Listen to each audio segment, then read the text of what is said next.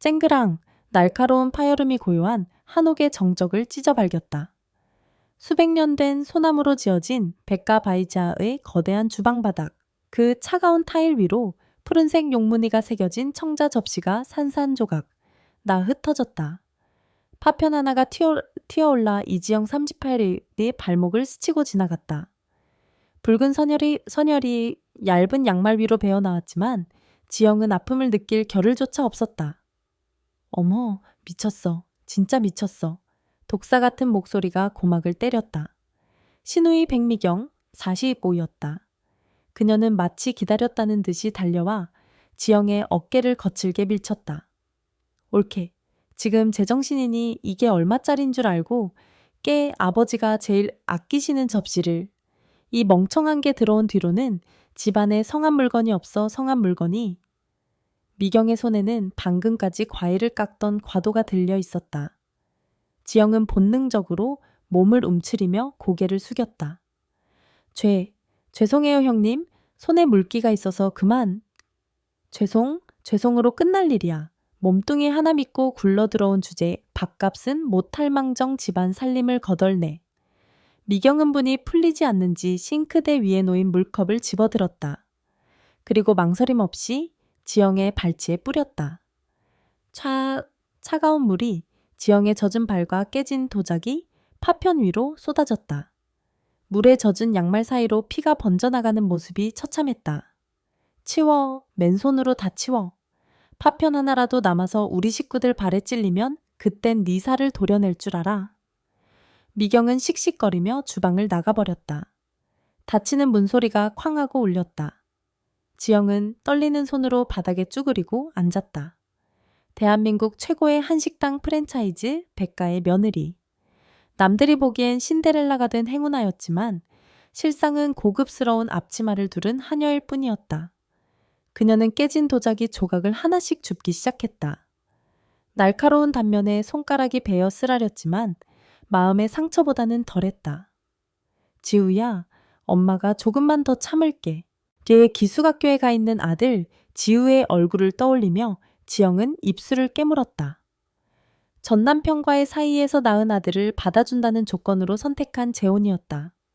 이 정도 모욕은 견뎌야 했다. 그것이 그녀가 치러야 할 대가였다.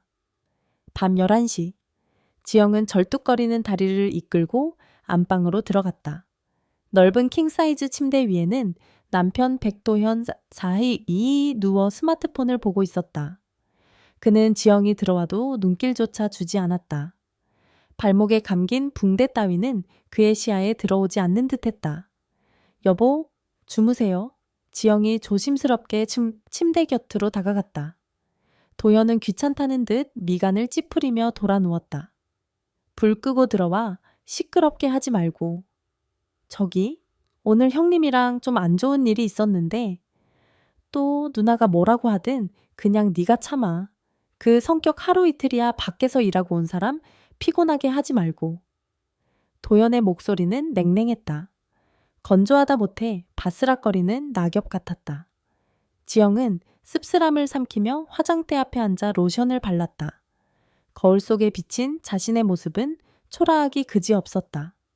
30대 후반 여전히 매력적인 외모를 가졌지만 생기를 잃은 눈동자가 그녀를 늙어 보이게 했다. 그녀는 용기를 내어 침대로 파고들었다. 도연의 등 뒤로 다가가 조심스럽게 손을 뻗어 그의 허리를 감싸 안았다. 여보, 우리 노력해보기로 했잖아요. 아이 문제도 있고. 도연의 몸이 순간 딱딱하게 굳었다. 그는 마치 벌레가 닿은 것처럼 지영의 손을 거칠게 뿌리쳤다. 아, 진짜 피곤하다고 했잖아. 도연이 벌떡 일어나 소리를 질러떴다. 넌 머릿속에 그런 생각밖에 없어. 내가 기계야 버튼 누르면 서는 기계냐고. 그게 아니라 우린 부부잖아요. 벌써 6개월째예요, 여보. 내가 밖에서 얼마나 스트레스 받는지 알기나 해. 너처럼 집구석에서 접시나 깨고 다니는 팔자 좋은 여자가 뭘 알겠어. 꼴도 보기 싫으니까 나가서 자. 도연은 베개를 집어던지고 다시 이불을 머리끝까지 뒤집었었다. 지영은 멍하니 허공을 응시했다. 모욕감보다 더 큰 것은 깊은 외로움이었다. 남편은 백가의 장남이라는 타이틀에 짓눌려 밖에서는 허세를 부렸지만 침실에서는 한없이 무기력하고 신경질적인 남자였다. 그는 자신의 성적 열등감을 아내에 대한 공격성으로 표출하곤 했다. 지영은 조용히 베개를 챙겨 방을 나왔다. 거실의 어둠만이 그녀를 반겨주었다. 다음 날 아침. 백가의 아침 식사 시간은 군대 전무호보다 엄격했다. 긴 원목 식탁의 상석에는 시아버지 백창호 우시후보가 앉아 있었다. 창호는 60이 넘은 나이라고는 믿기지 않을 만큼 건장한 체격을 유지하고 있었다. 떡 벌어진 어깨와 두꺼운 흉통, 그리고 날카로운 눈매는 그가 젊은 시절 유도 국가대표 상비군 출신이었음을 짐작케 했다. 흰 머리가 섞인 머리카락마저 중후한 멋을 풍겼다.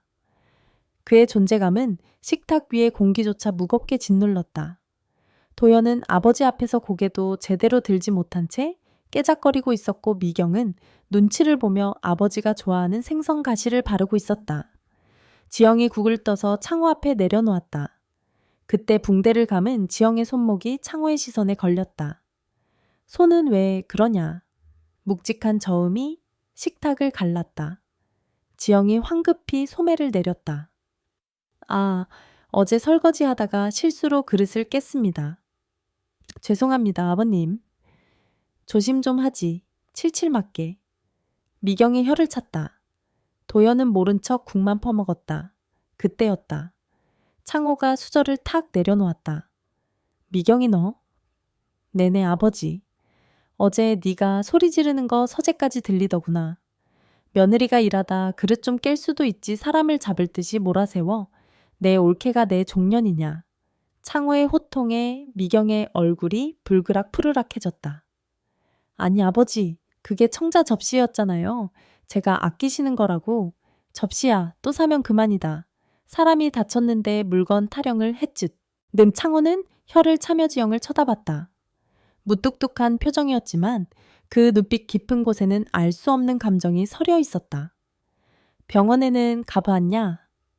아닙니다. 그냥 긁힌 정도예요. 신경 써주셔서 감사합니다, 아버님. 지영의 가슴 한구석이 찌르르하게 울렸다. 이 집안에서 유일하게 그녀를 사람 취급해주는 사람. 아이러니하게도 그건 남편이 아니라 어렵고 무섭기만 한 시아버지였다. 도연이 어색한 분위기를 바꾸려는 듯 헛기침을 하며 입을 열었다. 저, 아버지, 드릴 말씀이 있습니다. 말해라. 이번 주말부터 2주 동안 베트남 지사로 출장을 가야 할 것 같습니다. 신규 식자재 계약건 때문에 제가 직접 가야 해결될 것 같아서요. 창호의 미간이 찌푸려졌다. 이번 주말이 무슨 날인지 잊었냐? 네, 내 어미 첫 제사다. 일주기라고. 그런데 장남이라는 놈이 출장을 가. 식탁 위에 정적이 흘렀다. 도연의 얼굴이 하얗게 질렸다. 그는 항상 아버지의 인정 욕구에 목말라 하면서도 정작 중요한 가족 행사는 잊어버리기 일쑤였다. 아, 그게 날짜를 깜빡. 하지만 계약이 워낙 중요해서 위약금이 됐다. 핑계대지 마라. 창호가 손을 휘저어 말을 잘랐다. 그는 한심하다는 눈빛으로 아들을 쏘아보다가 시선을 돌려 지영을 바라봤다. 어차피 제사는 산속 별장에서 조용히 지내기로 했으니 번잡할 필요 없다. 미경이 너는 가계장부 정리하느라 바쁠 테고. 어머, 아버지, 저도 갈 수 있는데요. 아니, 넌 나마라. 세무조사 나온다며 서류 펑크 내지 말고 가게나 지켜. 창호는 결단을 내린 듯 냅킨으로 입을 닦으며 자리에서 일어났다. 그의 거대한 그림자가 지영을 덮쳤다. 이번 제사 준비는 나랑 며느리 둘이서 먼저 가서 준비하겠다. 도연이 넌 일 보고 제사 당일 저녁에나 들어오든지 해라. 네, 알겠습니다. 도연은 안도하는 표정으로 대답했다. 하지만 지영은 숨이 턱 막히는 기분이었다. 산속 깊은 곳에 있는 별장, 외부와 단절된 그곳에서 단둘이. 남편도 시누이도 없이 건장한 시아버지와 단둘이 며칠을 보내야 한다. 지영아, 넌 짐 챙겨라. 오후에 바로 출발할 거다. 창호의 명령은 절대적이었다. 그는 지영의 대답도 기다리지 않고 식당을 빠져나갔다. 지영은 멀어지는 창호의 넓은 등판을 멍하니 바라보았다. 묘한 긴장감이 척추를 타고 흘렀다. 그것이 단순한 두려움인지 아니면 다른 어떤 예감인지는 알 수 없었다. 창밖에서는 먹구름이 몰려오고 있었다. 기상청에서는 기록적인 폭우가 쏟아질 것이라 예보했다. 폭풍의 서막이었다. 차창을 때리는 빗소리가 점점 더 거세졌다. 마치 누군가 주먹으로 유리를 두드리는 것만 같았다. 서울을 벗어나 강원도 산길로 접어들자 날씨는 급격히 험악해졌다. 와이퍼가 미친 듯이 춤을 췄지만 쏟아지는 폭우를 감당하기엔 역부족이었다. 비가 생각보다 많이 오는구나. 운전대를 잡은 백창호의 목소리는 덤덤했다. 그는 험한 산길 빗길 운전에도 전혀 당황하지 않았다. 굵은 손가락이 가죽 핸들을 부드럽게 그러나 단단하게 감싸 쥐고 있었다. 조수석에 앉은 지영은 불안한 마음에 안전벨트를 꽉 움켜쥐었다. 아버님 괜찮으시겠어요? 속도를 좀 줄이는 게. 걱정 마라. 이 길은 내 손바닥 아니야. 창호의 옆모습은 바위처럼 흔들림이 없었다. 지영은 문득 남편 도연을 떠올렸다. 도연이었다면 벌써 비명을 지르거나 운전대를 치며 날씨 탓을 하고 조수석에 앉은 자신에게 짜증을 부렸을 것이다. 이분은 다르구나. 믿음직스러움. 결혼 생활 내내 느껴본 적 없는 낯선 안정감이 지영을 감쌌다.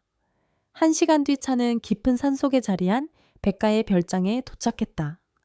전통 한옥의 기와지붕과 현대식 콘크리트 구조가 결합된 웅장한 건물이었다. 평소라면 고즈넉하고 아름다웠을 풍경이 폭우 속에서는 세상과 단절된 요새처럼 위압적으로 보였다. 내차 문을 열자마자 거센 비바람이 들이닥쳤다. 우산을 펼 새도 없이 온몸이 젖어들었다. 지영아 짐은 나중에 옮기고 일단 들어가자 뛰어. 창호가 소리쳤다. 그는 자신의 외투를 벗어 지영의 머리 위를 덮어주었다. 아버님, 비 맞으시잖아요. 난 괜찮다. 어서 가. 창호는 지영의 등을 감싸 안고 현관으로 뛰었다. 그의 단단한 팔이 지영을 보호하듯 감쌌다. 빗속을 뚫고 달리는 짧은 순간 지영은 묘한 전율을 느꼈다. 빗물 냄새와 섞인 짙은 남자의 향기, 그리고 등 뒤에서 느껴지는 뜨거운 천 때문이었다. 현관문을 닫자마자 세상은 다시 고요해졌다. 밖에서는 여전히 폭풍우가 몰아쳤지만 두꺼운 방음 유리와 벽이 소음을 차단했다. 다 젖었네요. 지영이 숨을 고르며 젖은 머리카락을 쓸어 넘겼다. 얇은 블라우스가 비에 젖어 피부에 달라붙어 있었다. 민망함을 느낀 지영이 팔로 가슴을 가리려던 찰나였다. 콱광 엄청난 천둥 소리와 함께 별장 전체가 흔들렸다. 그리고 거짓말처럼 실내의 모든 조명이 꺼졌다. 깍! 지영이 비명을 지르며 주저앉았다. 칠흑 같은 어둠이 순식간에 공간을 집어삼켰다. 지영아 괜찮니? 가만히 있어라. 움직이지 마. 어둠 속에서 창호의 침착한 목소리가 들려왔다. 잠시 후 휴대폰 플래시 불빛이 켜졌다. 불빛 아래 드러난 창호의 얼굴은 심각했다. 아버님, 정전인가 봐요. 변압기가 나간 모양이다. 산속이라 복구하려면 시간이 좀 걸릴 텐데. 젠장. 창호가 혀를 찼다. 그때 거실 창가 쪽에서 후두둑 하는 소리와 함께 물기둥이 들이닥쳤다. 강풍에 거실의 대형 통창 잠금 장치가 파손되어 문이 열려버린 것이다. 비바람이 거실 바닥을 들이치기 시작했다. 창문이 열렸어, 지영아. 넌 저쪽 마른 곳에 가 있어라. 도와드릴게요. 아니야, 바닥 미끄러워, 비켜. 창호는 젖은 셔츠가 거추장스러운 듯 단추를 거칠게 뜯어내듯 풀고 셔츠를 벗어 던졌다. 플래시 불빛이 흔들리며 그의 상체를 비쳤다. 지영은 숨을 멈췄다. 65, 환갑이 훌쩍 넘은 나이. 하지만 눈앞에 드러난 육체는 나이를 비웃고 있었다. 유도 선수 시절부터 다져온 거대한 등 근육이 꿈틀거렸다. 빗물과 땀으로 번들거리는 구리빛 피부 군살, 하나 없이 꽉 짜인 복근, 그리고 힘을 줄 때마다 불끈 솟아오르는 핏줄들. 남편 도연의 하얗고 물렁한 배와는 차원이 달랐다. 그것은 잘 손질된 맹수의 육체였다. 창호는 거센 바람에 펄럭이는 거대한 유리문을 온몸으로 막아섰다. 성난 황소 같은 바람이 문을 밀어냈지만 창호는 기합을 지르며 버텼다. 으윽! 그의 팔뚝 근육이 터질 듯 팽창했다. 아버님, 지영은 저도 모르게 다가가 문틈을 잡았다. 이거 놔, 손 다친다니까. 같이 해요. 혼자서는 무리예요. 두 사람은 들이치는 비를 온몸으로 맞으며 유리문과 사투를 벌였다. 마침내 철컥 소리와 함께 잠금 장치가 걸렸다. 하, 하. 거친 숨소리가 어두운 거실을 채웠다. 두 사람 모두 물에 빠진 생쥐꼴이었다. 창호가 젖은 머리를 쓸어 올리며 지영을 돌아봤다. 빗물인지 땀인지 모를 물방울이 그의 굵은 목선을 타고 가슴팍으로 흘러내렸다. 지영의 시선이 본능적으로 그 물방울을 쫓았다. 다친 데는 없니? 창호가 물었다. 지영은 황급히 시선을 돌렸다. 네, 저는 괜찮아요. 아버님은요? 나야 뭐 익숙하다. 창호가 바닥에 떨어진 수건을 집어들려 몸을 숙였다. 그때였다. 바닥에 고인 빗물에 지영의 발이 미끄러졌다. 그녀의 몸이 뒤로 휙 넘어갔다. 본능적으로 창호가 팔을 뻗었다. 그의 크고 투박한 손이 지영의 허리를 휘감아 낚아챘다. 탁! 시간이 멈춘 것 같았다. 지영은 창호의 품에 완전히 안긴 꼴이 되었다. 그녀의 양손은 반사적으로 창호의 맨가슴을 짚고 있었다. 손바닥 아래로 느껴지는 뜨거운 천, 쿵쿵쿵. 격렬하게 뛰고 있는 창호의 심장 박동이 지영의 손을 타고 전해졌다. 그리고 젖은 옷 위로 느껴지는 단단한 근육의 감촉. 아무 말도 없었다. 오직 밖에서 들려오는 빗소리와 두 사람의 거친 숨소리만이 존재했다. 플래시 불빛이 바닥에 뒹굴며 두 사람의 그림자를 벽에 길게 드리웠다. 지영은 고개를 들었다. 바로 눈앞에 창호의 얼굴이 있었다. 빗물에 젖은 속눈썹 깊게 패인 주름마저 남성적으로 보이는 그 얼굴. 창호의 눈동자가 흔들리고 있었다. 그것은 시아버지가 며느리를 보는 눈이 아니었다. 수컷이 암컷을 바라보는 원초적인 갈망이 담긴 눈이었다. 지영은 밀어내야 한다고 생각했다. 도덕 윤리, 남편의 얼굴, 모든 것이 머릿속을 스쳤다. 하지만 몸이 말을 듣지 않았다. 아니, 솔직히 말하자면 떨어지기 싫었다. 이 거대한 품이 주는 안락함과 위험한 자극이 지난 6개월간 메말라 비틀어진 그녀의 여성을 깨우고 있었다. 해, 지영아. 창호가 쉰 목소리로 그녀의 이름을 불렀다. 예아가 아닌 지영가. 그의 뜨거운 숨결이 지영의 이마에 닿았다. 그 찰나의 순간 지영의 아랫배가 찌르르하게 울렸다. 그때 창호가 퍼뜩 정신을 차린 듯 거칠게 지영을 떼어냈다. 크흠 미안하다. 바닥이 많이 미끄럽구나. 창호는 황급히 등을 돌렸다. 하지만 지영은 보았다. 붉게 달아오른 그의 귀와 미세하게 떨리는 그의 주먹을. 저기 수건 가져올게요. 지영은 도망치듯 욕실로 뛰어갔다. 욕실 문을 닫고 거울을 본 지영은 경악했다. 거울 속의 여자는 얼굴이 붉게 상기된 채 가쁜 숨을 몰아쉬고 있었다. 겁에 질린 표정이 아니었다. 그것은 흥분한 여자의 얼굴이었다. 심장이 터질 것 같았다. 밖에는 태풍이 불고 있었고 이 넓은 별장엔 단둘뿐이었다. 그리고 그녀는 방금 깨달았다. 자신이 시아버지의 몸을 탐하고 있었다는 사실을. 밖에서 창호의 목소리가 들려왔다. 지영아, 보일러도 고장난 것 같구나. 밤이 차다. 거실 벽난로에 불을 피워야겠다. 그 목소리가 지영의 가슴을 다시 한번 요동치게 만들었다. 오늘 밤 이 폭풍우가 끝나지 않기를 바라는 위험한 기도가 그녀의 입술 끝에 맴돌았다. 벽난로 안에서 장작이 타닥타닥 피리를 내며 타올랐다. 붉은 불꽃이 어두운 거실 벽에 기묘한 그림자를 만들어냈다. 창호와 지영은 벽난로 앞에 작은 상을 펴고 마주 앉았다. 상 위에는 제수용으로 준비해왔던 문배주 한 병과 간단한 마른 안주가 놓여 있었다. 정희는 여전히 들어오지 않았고 밖에서는 천둥이 짐승의 울음소리처럼 간헐적으로 울부짖었다. 받으시지요, 아버님. 지영이 떨리는 손으로 술병을 들어 창호의 잔에 술을 따랐다. 투명한 액체가 찰랑거렸다. 창호는 말없이 잔을 비웠다. 40도가 넘는 독주였지만 그는 물을 마시듯 단숨에 삼켰다. 죽은 사람 제사상에 올릴 술을 산 사람들이 마시는구나. 창호가 씁쓸하게 웃으며 빈 잔을 내려놓았다. 그의 시선은 허공을 향해 있었다. 마치 그곳에 죽은 아내가 앉아있기라도 한 것처럼. 집사람이 가고 나서 이 넓은 집에 나 혼자 남았을 때 참 많이 울었다. 덩치값도 못하고 말이다. 아버님? 도연이 그놈은 제 어미 닮아서 심성은 여린데 겁이 많아. 나를 어려워만 했지 살갑게 구는 법이 없었어. 그래서 네가 들어왔을 때 참 좋았다. 집안에 온기가 도는 것 같아서. 창호의 눈빛이 부드러워졌다. 하지만 그 부드러움 뒤에는 깊은 고독이 웅덩이처럼 고여 있었다. 너는 어떠냐 행복하니? 갑작스러운 질문이었다. 지영은 술잔을 쥔 손에 힘을 주었다. 도연이가 잘해주냐고 묻는 거다. 남자로서 남편으로서.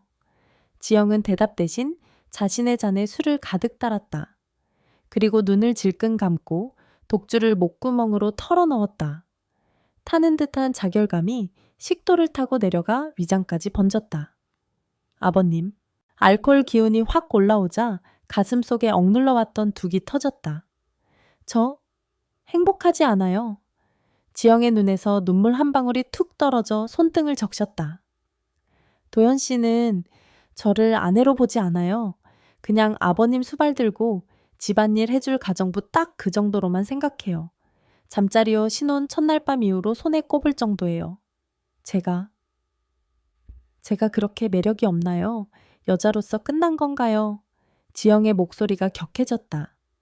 지난 6개월간 받아온 멸시와 외로움이 술기운을 빌려 폭포수처럼 쏟아져 나왔다. 오늘도 그래요. 어머니 제사인데 장남이란 사람은 도망가고 저는 비 맞은 생쥐꼴로 낯선 산장에 갇혀여 있고. 지영이 흐느끼기 시작했다. 어깨가 가냘프게 떨렸다. 창호는 묵묵히 그 모습을 지켜보다가 조용히 손을 뻗어 지영의 손등을 덮었다. 그의 손은 거칠고 투박했지만 불덩이처럼 뜨거웠다. 미안하다. 못난 아비 때문에, 못난 자식 때문에 네가 고생이 많다. 아버님 잘못이 아니에요. 그냥 도연 씨가. 지영이 고개를 들어 창호를 바라봤다. 술기운 때문인지 벽난로 불빛 때문인지 창호의 얼굴이 비현실적으로 보였다. 든든하는 어깨 깊은 눈매, 자신을 걱정해주는 따뜻한 목소리. 순간 지영의 입에서 위험한 말이 튀어나갔다. 도연 씨가 아버님 반만 닮았어도 아니 반이라도 닮았으면 좋겠어요. 정적이 흘렀다. 타닥거리는 장작 소리마저 멈춘 듯했다. 창호의 눈동자가 거칠게 흔들렸다. 그것은 며느리의 투정을 듣는 시아버지의 눈이 아니었다. 지영아 취했다. 그만 자러 가거라. 창호가 황급히 손을 떼려 했다. 하지만 지영은 오히려 그의 손을 꽉 잡았다. 이 손을 놓으면 다시 그 차가운 감옥으로 돌아가야 한다는 공포가 밀려왔다. 싫어요. 저 방에 가기 싫어요. 무서워요. 혼자 있는 게 너무 춥고 무서워요. 우르릉쾅 다시 한번 천둥이 쳤다. 지영이 비명을 지르며 창호의 품으로 파고들었다. 창호는 반사적으로 그녀를 받아안았다. 얇은 옷감 너머로 지영의 부드러운 살결과 천이 고스란히 전해졌다. 그녀에게서 나는 은은한 비누 향기와 독한 술 냄새가 창호의 이성을 마비시켰다. 지영아, 이러면 안 된다. 우린 아무도 없잖아요. 도연 씨도 없고 형님도 없고 지금은 우리 둘뿐이잖아요. 지영이 고개를 들어 창호를 올려다보았다. 눈물 젖은 눈망울이 애원하듯 그를 바라보고 있었다. 그 순간 창호의 인내심이 끊어졌다. 5년 전 아내를 보내고 굳게 닫아 걸었던 욕망의 빗장이 며느리의 눈물과 도발 앞에서 산산이 조각났다. 그는 거친 손길로 지영의 턱을 감싸 쥐었다. 나중에 후회하지 않겠느냐? 그의 목소리는 낮게 으르렁거리는 짐승의 소리 같았다. 지영은 대답 대신 창호의 목을 끌어안았다. 그것이 신호였다. 창호의 입술이 지영의 입술을 집어삼킬 듯 덮쳤다. 부드럽고 조심스러운 키스가 아니었다. 오랫동안 굶주린 짐승이 먹이를 탐하듯 거칠고 뜨거운 입맞춤이었다. 읍! 지영의 입에서 신음이 터져 나왔다. 수염의 까칠한 감촉이 피부를 긁었지만 그 통증마저 쾌락으로 느껴졌다. 남편의 의무적인 키스와는 차원이 달랐다. 생명력이 넘치는 압도적인 남성성이 그녀의 온몸을 휘감았다. 창호의 큰 손이 지영의 등을 훑고 내려가 허리를 강하게 움켜쥐었다. 유도선수 출신다운 악력이었다. 지영은 자신의 몸이 으스러질 것 같았지만 오히려 그 힘의 안도감을 느꼈다. 이게 남자야. 이게 진짜 남자야. 지영의 머릿속에서 도덕이니 율린이 하는 단어들은 하얗게 불타 사라졌다. 지금 그녀에게 필요한 건 도덕 교과서가 아니라 이 지독한 외로움을 태워줄 불꽃이었다. 창호가 지영을 번쩍 안아들었다. 60kg가 가까운 그녀의 몸이 깃털처럼 가볍게 들어 올려졌다. 아버님, 창호, 내 이름을 불러다오. 지금 이 순간만이라도. 창호는 지영을 안은 채 벽난로 앞에 두툼한 러그 위로 쓰러지듯 누웠다. 그의 뜨거운 숨결이 지영의 목덜미를 파고들었다. 지영의 손이 창호의 셔츠 단추를 다급하게 풀었다. 단단한 흉근이 불빛 아래 드러났다. 밖에서는 폭풍우가 세상을 집어삼킬 듯 몰아치고 있었고 안에서는 두 남녀가 금기의 선을 넘어 서로를 탐닉하기 시작했다. 그들이 마신 것은 독주였지만 서로의 몸은 지독한 고독을 치료하는 유일한 해독제였다. 그날 밤 한옥별장의 벽난로 불꽃은 새벽이 올 때까지 꺼지지 않았다. 폭풍은 지나갔지만 안개는 걷히지 않았다. 새벽녘의 산장별장은 마치 범죄 현장처럼 고요했다.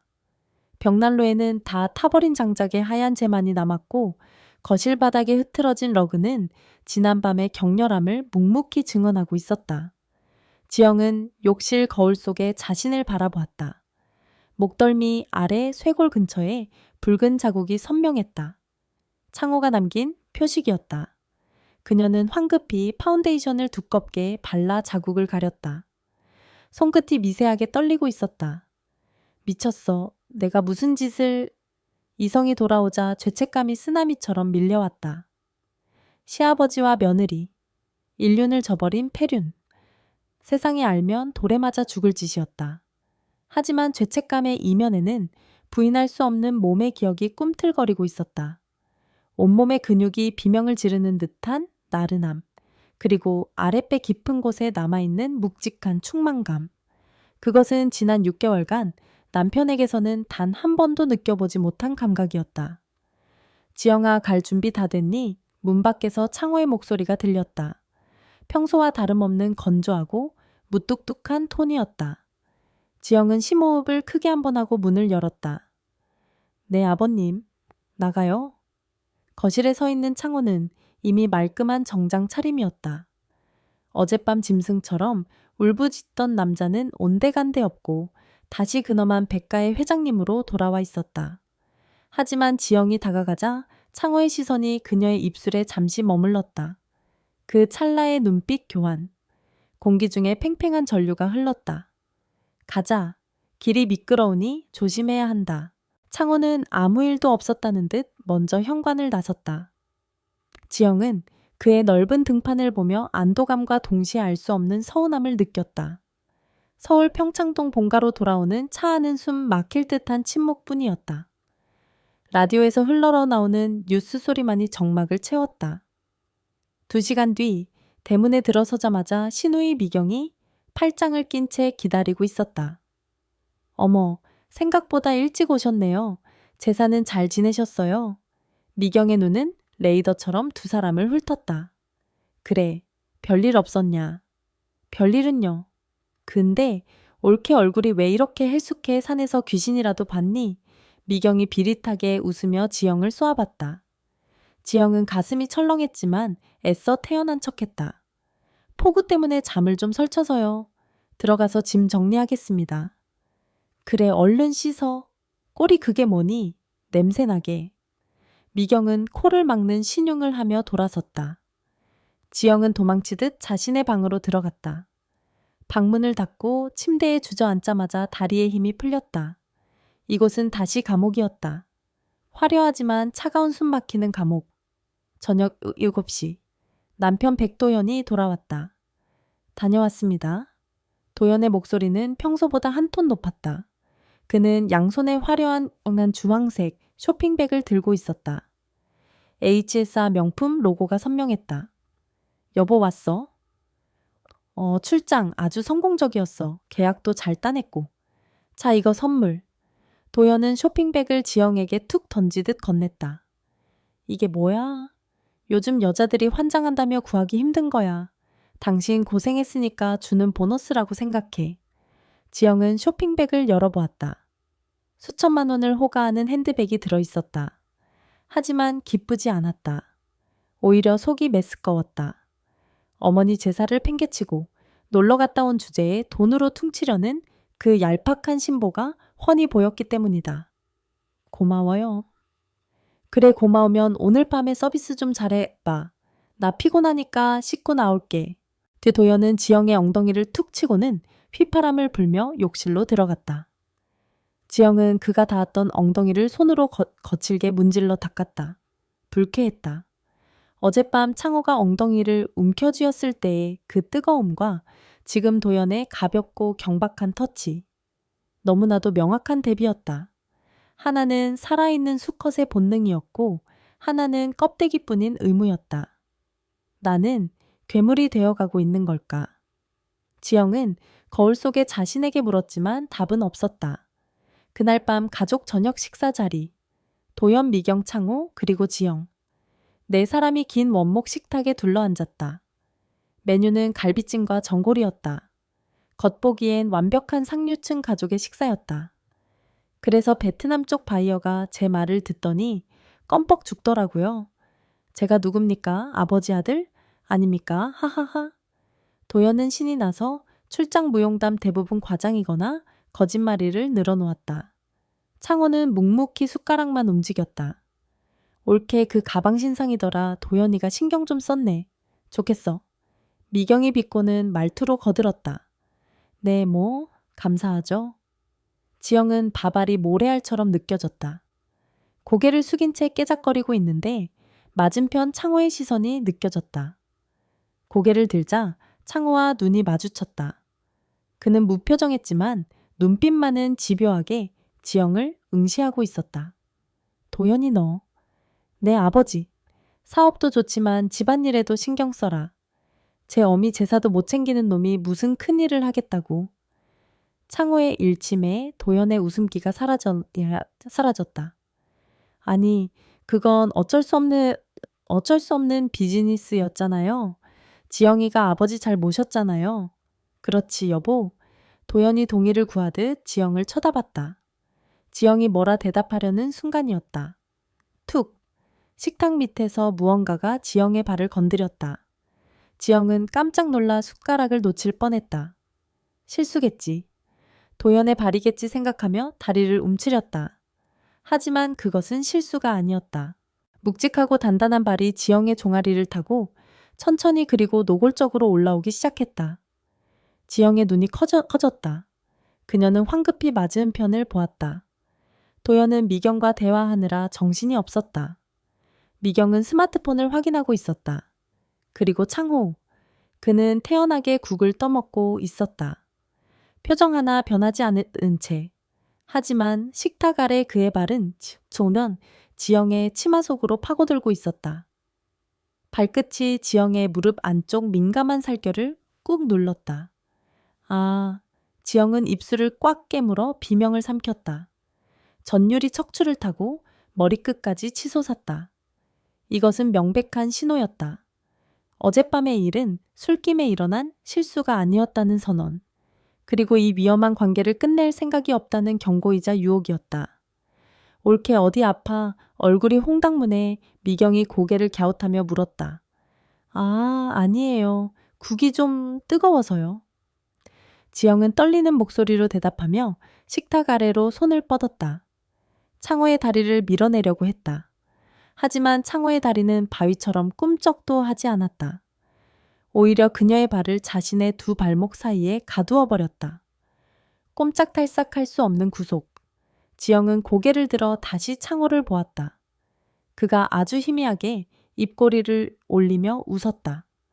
오직 지영만이 알아볼 수 있는 악마의 미소였다. 식탁 위에서는 도연의 허세 가득한 웃음소리가, 식탁 아래에서는 금지된 욕망의 애무가 공존하는 기괴한 저녁 식사. 지영은 깨달았다. 자신은 이제 돌아갈 수 없는 강을 건너버렸음을. 그리고 두려움보다는 이 위험한 줄타기가 주는 짜릿함에 심장이 미친 듯이 뛰고 있다는 사실을. 그녀는 저항을 멈추고 식탁 아래에서 조심스럽게 발가락을 움직여 창호의 발목을 살짝 긁었다. 그것은 며느리 이지영이 아닌 여자 이지영이 보내는 답신이었다. 백미경 사바오우는 돈 냄새를 맡는 데 있어선 사냥개보다 예민한 여자였다. 그녀는 백가의 재정 담당 이사라는 직함을 달고 있었지만 사실상 집안의 금고직이나 다름없었다. 그녀의 일과 중 가장 중요한 것은 아버지 백창호의 법인카드 내역과 개인 계좌 입출금 현황을 체크하는 일이었다. 어라, 이게 뭐지? 안방 서재에서 장부를 검토하던 미경의 눈썹이 꿈틀거렸다. 백화점 VIP 라운지 이용 내역, 그리고 보석상 결제 문자. 금액은 자그마치 500만 원이었다. 아버지가 보석을 칠순잔치 답례품이라도 미리 사신 건가? 하지만 아무리 생각해도 이상했다. 아버지는 어머니가 살아계실 때도 보석 같은 건 돌 보듯 하던 양반이었다. 미경은 돋보기를 치켜 올리며 의자에서 벌떡 일어났다. 확인해 봐야 했다. 내 유산이 엉뚱한 곳으로 새 나가는 꼴은 죽어도 못 보니까. 거실로 나오자마자 미경은 묘한 광경을 목격했다. 지영이 주방 식탁에 앉아 과일을 깎고 있었고 그 맞은편에 창호가 신문을 보며 앉아 있었다. 평범한 풍경이었다. 하지만 미경의 눈에는 평범하지 않은 것이 포착됐다. 지영의 가슴팍, 회색 니트 위에서 영롱하게 빛나는 푸른색 사파이어 브로치. 방금 카드 명세서에서 본 그 보석상의 시그니처 디자인이었다. 어머, 옳게. 그거 뭐야? 미경이 날카로운 목소리로 쏘아붙이며 다가갔다. 지영이 화들짝 놀라며 손으로 브로치를 가렸다. 아, 형님, 나오셨어요. 내가 묻잖아. 그 브로치 어디서 났냐고. 내 기억엔 옳게. 그런 비싼 거 살 돈 없는 걸로 아는데. 설마 생활비에 손댔니? 아니, 그게 아니라? 지영이 우물쭈물하며 창호의 눈치를 살폈다. 그때 창호가 신문을 탁 접으며 입을 열었다. 내가 사줬다. 내 아버지가요. 미경의 눈이 휘둥그레졌다. 지난번 제사 때 고생도 많이 했고 도연이 놈 대신 집안일 도맡아 하는 게 기특해서 하나 사줬다. 왜 며느리한테 선물 하나 못 해주냐. 아니 그래도 그렇지. 500만 원짜리를 덥석 사주세요. 엄마 살아계실 때도 안 사주시던 걸. 미경의 목소리에 질투와 분노가 섞여 나왔다. 그녀는 평생 아버지에게 인정받기 위해 그리고 유산을 물려받기 위해 헌신했다. 하지만 아버지는 항상 차가웠다. 그런데 저 굴러들어온 며느리한테는 사파이어라니. 너도 필요하면 사 입어라. 돈이 없는 것도 아니고 왜 며느리 물건을 탐내? 탐내는 게 아니라 위계질서가 있잖아요. 그리고 옳게 너도 그래. 아버지가 주신다고 덥석 받아 염치라는 게 없니? 미경이 지영을 향해 독서를 퍼부었다. 지영은 고개를 숙인 채 입술만 깨물었다. 그만해라. 아침부터 시끄럽게. 창호가 버럭 소리를 질렀다. 그 서슬 퍼런기세의 미경은 입을 다물 수밖에 없었다. 하지만 그녀의 눈은 독사처럼 지영을 노려보고 있었다. 이상해. 아주 수상해. 며칠 뒤 오후 2시. 도연은 회사에 출근했고 미경은 친구들과의 골프 약속이 취소되어 일찍 귀가했다. 대문을 들어서는데 마당에 세워진 검은색 세단에서 누군가 내리는 것이 보였다. 창호와 지영이었다. 미경은 본능적으로 정원수 뒤로 몸을 숨겼다.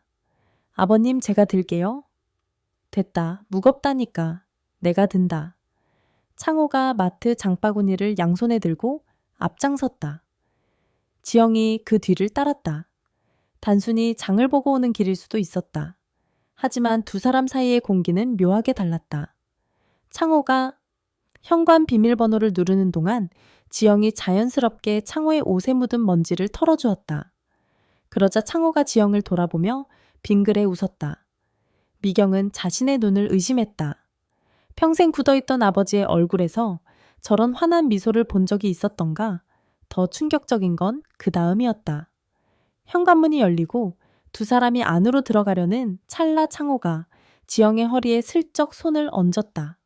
아주 짧은 순간이었고 남들이 보면 에스코트라고 생각할 수도 있는 동작이었다. 하지만 미경은 보았다. 창호의 엄지손가락이 지영의 허리를 지분거리듯 쓰다듬는 것을. 미경의 입에서 헛웃음이 터져져 나왔다.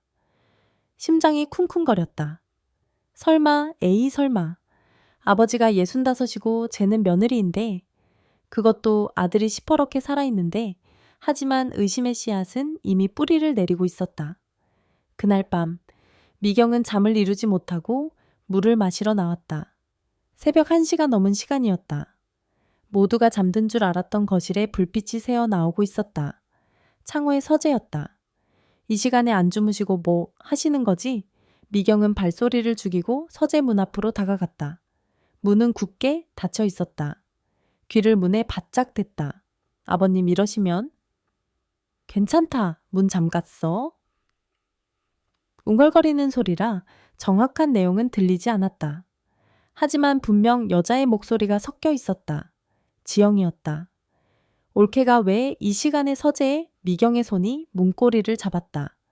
당장이라도 문을 열고 들어가 확인하고 싶었다. 하지만 그녀는 멈췄다. 만약 오해라면 아버지는 불같이 화를 내릴 것이고 유산 상속에서 불이익을 당할 수도 있었다. 확실한 물증이 필요했다. 잠시 후 의자가 끌리는 소리가 나더니 발자국 소리가 문 쪽으로 다가왔다. 미경은 재빨리 주방 쪽 냉장고 뒤로 몸을 숨겼다. 끼익 문이 열리고 지영이 나왔다. 그녀의 얼굴은 붉게 상기되어 있었고 입고 있는 잠옷의 단추 하나가 엇갈려 채워져 있었다. 그녀는 주위를 두리번거리고는 도망치듯 2층 부부 침실로 올라갔다. 뒤이어 창호가 나왔다. 그는 만족스러운 표정으로 기지개를 켜더니 냉수 한 잔을 들이켰다. 미경은 어둠 속에서 주먹을 꽉 쥐었다. 손톱이 살을 파고들었다. 더러운 년? 감히 내 아버지 홀려서 재산을 가로채 노망난 늙은이 비위 맞춰주면서 안방마님 행세를 하겠다 이거지? 역겨움과 분노가 치밀어 올랐지만 동시에 미경의 머릿속에서는 계산기가 빠르게 돌아갔다. 이건 기회였다. 단순한 불륜이 아니었다. 이건 폐륜이었다. 이 사실을 제대로 터뜨리면 지영을 빈털터리로 쫓아내는 건 물론이고 아버지의 약점을 잡아 유산 상속 각서를 미리 받아낼 수도 있었다. 도연이는 멍청하니 조종하기 쉬웠다. 증거. 빼도 박도 못할 증거가 필요해. 다음 날 아침. 미경은 출근하는 척하며 집을 나섰다가 식구들이 모두 각자의 일을 하러 흩어진 사이 몰래 집으로 돌아왔다. 그녀의 가방 속에는 전자상가에서 은밀하게 구매한 물건들이 들어있었다. 초소형 렌즈가 달린 탁상시계 그리고 화재 감지기로 위장한 캠코더. 어디 보자. 아버지가 주로 쟤를 부르는 곳이 서재랑 거실이지. 미경은 장갑을 끼고 능숙하게 움직였다. 서재 책장 가장 높은 곳 잘 보이지 않는 틈새에 시계형 카메라를 설치했다. 렌즈의 각도는 정확히 소파와 책상을 향하고 있었다. 거실에는 TV 장식장 옆 화분 뒤에 카메라를 숨겼다. 설치를 마친 미경은 스마트폰 앱을 켜서 화면을 확인했다. 선명한 고화질로 집안 구석구석이 보였다. 그래, 어디 한번 놀아들봐. 내가 다 지켜보고 있으니까. 화면 속 텅 빈 집안이 을씨년스럽게 보였다. 미경은 싸늘한 미소를 지으며 집을 빠져나왔다. 이제 덫은 놓였다. 쥐들이 치즈를 물기만을 기다리면 그만이었다. 밤 11시 2층 부부 침실. 공기는 습하고 무거웠다. 지영은 침대 헤드에 등을 기댄 채 천장만 바라보고 있었다. 옆에서는 남편 도연이 거친 숨을 몰아쉬며 그녀의 몸 위에서 끙끙대고 있었다. 후, 젠장, 왜 이렇게 안 되는 거야? 도연의 이마에 식은땀이 맺혔다. 그는 지영의 허벅지를 거칠게 잡아 벌리며 애를 썼지만 그의 남성은 주인의 의지처럼 무기력하게 고개를 숙이고 있었다. 지영은 눈을 감아버렸다. 남편의 살이 닿는 것이 끔찍했다. 물컹한 뱃살땀 냄새 섞인 알코올 냄새, 그리고 배려라고는 찾아볼 수 없는 이기적인 손길. 야, 너 반응 좀 해봐. 목석이야 시체처럼 누워만 있으면 나보고 어쩌라는 거야? 도연이 짜증을 내며 지영의 어깨를 흔들었다. 여보, 오늘은 피곤해서 그런가 봐요. 그만해요. 피곤 너만 피곤해. 나는 밖에서 뼈 빠지게 일하고 와서 데이 있겠다고 이러고 있는데 넌 협조할 생각이 없냐. 도연은 결국 신경질적으로 지영의 몸에서 떨어져 나갔다. 에이씨, 김세계 진짜 네가 이러니까 내가 밖으로 도는 거 아니야. 여자로서 매력이 있어야 말이지. 그는 자신의 무능함을 지영의 탓으로 돌리며 팬티를 축혀 올렸다. 그리고는 획 돌아 누워 이불을 뒤집었었다. 불 꺼, 재수 없게 진짜. 곧이어 도연의 코 골머며 자는 소리가 들려왔다. 지영은 어둠 속에서 몸을 일으켰다. 치욕스러웠다. 단순히 성적인 불만족 때문이 아니었다. 자신을 아이 낳는 기계나 감정 쓰레기통 취급하는 그의 태도에 인간적인 모멸감을 느꼈다. 그녀는 욕실로 들어가 샤워기를 틀었다. 뜨거운 물로 몸을 박박 문질렀다. 도연의 냄새를 그의 흔적을 지워버리고 싶었다. 비교하고 싶지 않아. 하지만 너무 다르잖아. 머릿속에서 자연스럽게 시아버지 백창호의 모습이 떠올랐다. 바위처럼 단단한 근육 여자를 리드하는 부드러운 카리스마, 그리고 무엇보다 자신을 여자로 바라봐주는 그 뜨거운 눈빛. 도연에게서는 한 번도 느껴보지 못한 전율이었다. 지영은 샤워를 마치고 가운을 걸쳤다. 침실로 돌아가고 싶지 않았다. 그곳은 숨막히는 지옥이었다.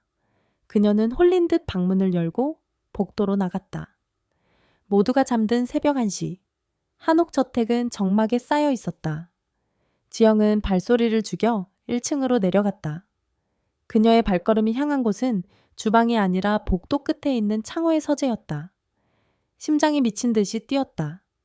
미경 형님이 알면 어쩌지 도연이가 깨면. 이성이 경고음을 울렸지만 몸은 자석에 이끌리듯 서재 문을 열고 있었다. 끽 육중한 참나무 문이 열리자 은은한 스탠드 불빛이 보였다. 창호는 안경을 쓴 채 책을 읽고 있었다. 지영이니 창호는 놀라지 않았다.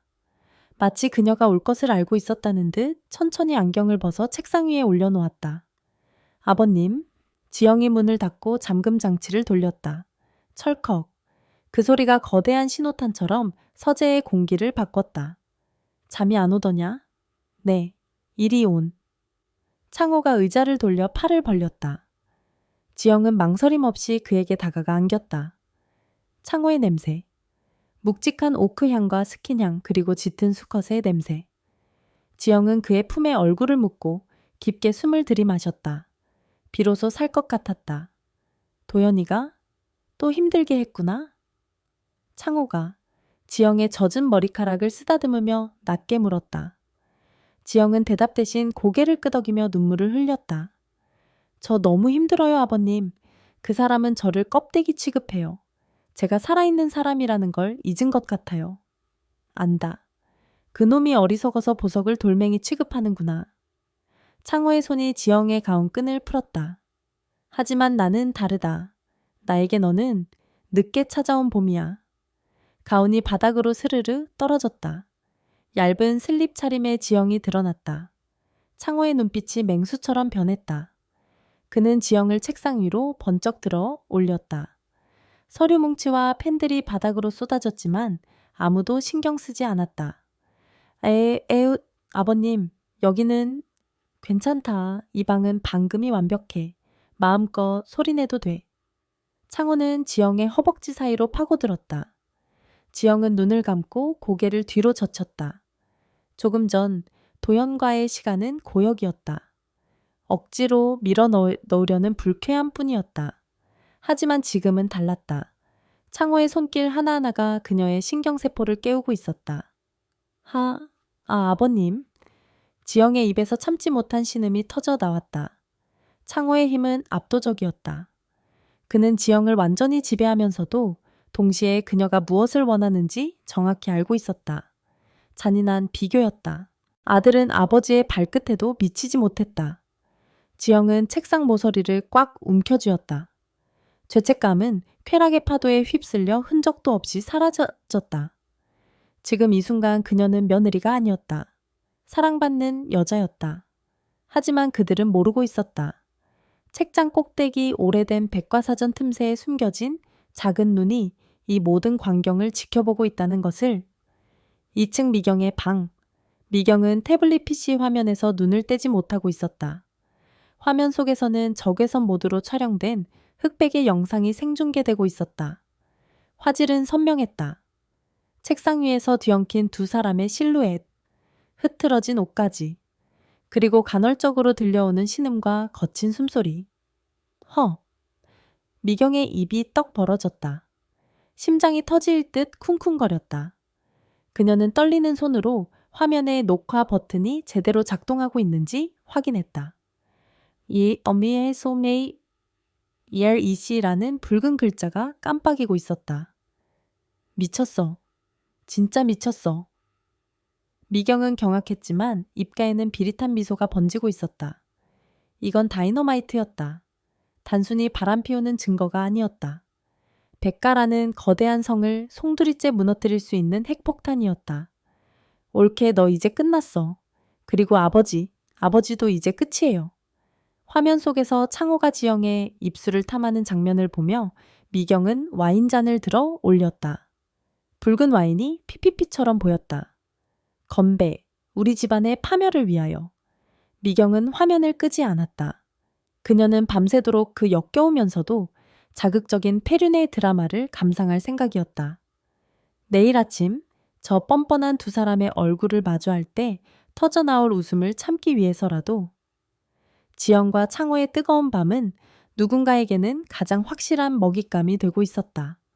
오전 9시, 폭풍전야처럼 고요하고 화창한 아침이었다. 다녀오겠습니다.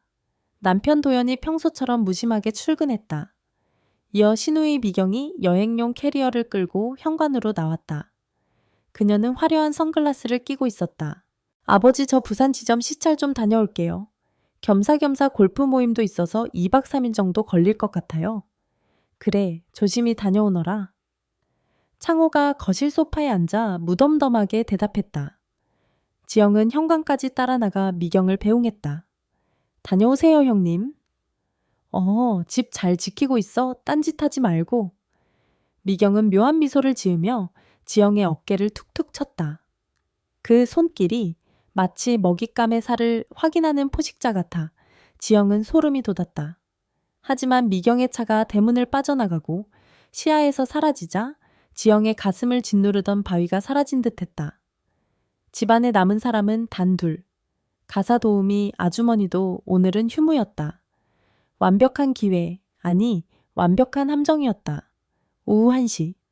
따사로운 햇살이 한옥 거실의 대청마루를 비추고 있었다. 지영은 창에게 가져다 줄 과일을 깎고 있었다. 그때 뒤에서 묵직한 기척이 느껴지더니 창호의 단단한 팔이 지영의 허리를 감싸 안았다. 아버님, 아무도 없잖니. 창호가 지영의 목덜미에 입술을 묻었다. 대낮에 거실 사방이 트인 공간이 주는 배덕감이 두 사람을 자극했다. 밤에 밀실에서 나누는 사랑과는 또 다른 위험한 흥분이었다. 거실은 누가 올 수도 있어요. 미경이는 부산에 갔고 도연이는 회사에 있어. 이 넓은 집은 이제 우리 세상이다. 창호는 지영을 식탁 위로 들어 올렸다. 깎다 만 사과가 바닥으로 떨어져 굴러갔다. 지영의 치마가 걷어 올려지고 창호의 급한 손길이 그녀의 블라우스 단추를 풀었다. 아버님? 이성을 마비시키는 쾌락이 머릿속을 하얗게 만들었다. 지영은 창호의 와이셔츠 깃을 꽉 움켜쥐었다. 창호의 거친 숨소리와 지영의 신음이 고요한 한옥을 채웠다. 그들은 마치 내일이 없는 사람들처럼 대낮의 정사를 탐닉했다.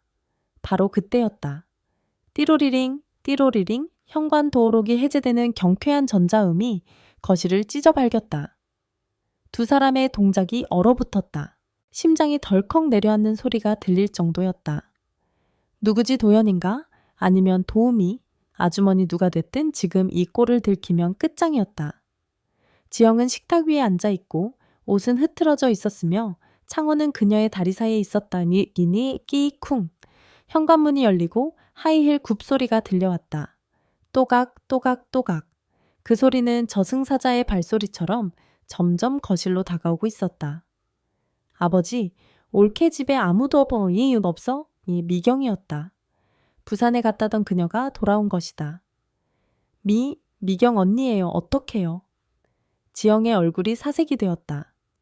창호 역시 당황한 기색이 역력했다. 거실 입구까지는 불과 5미터. 도망칠 곳은 없었다. 침착해라.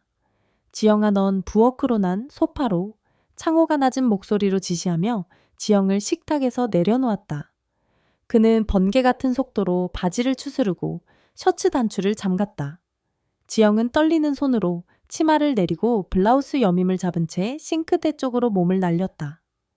그녀가 수도꼭지를 틀어 물소리를 내는 순간 미경이 거실로 들어섰다. 어머, 다들 여기 있었네.